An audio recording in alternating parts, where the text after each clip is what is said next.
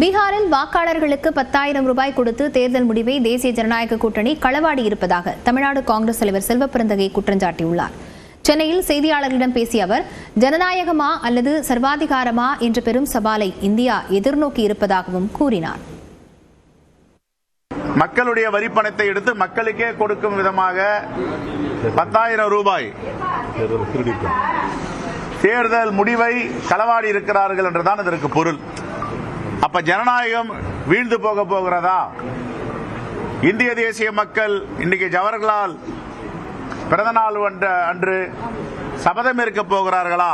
ஜனநாயகத்தை வீழ்த்த விட மாட்டோம், ஜனநாயகம் மீண்டும் மறுமலர்ச்சி அடையும், மீண்டும் உயிர் பெறும். ஆகவே மிகப்பெரிய சவால்களை இந்த தேசம் காத்துக் கொண்டு இருக்கிறது. ஜனநாயகமா சர்வாதிகாரமா என்று எவ்வளவு காலம் இப்படி இந்த தேர்தல் முடிவுகளை களவாட முடியும் என்றுதான் பொறுத்திருந்து பார்க்கணும். தமிழ்நாடு வேற, பீகார் வேற. தமிழ்நாட்டிலாம் இங்கெல்லாம் பாச்சா பிடிக்காது.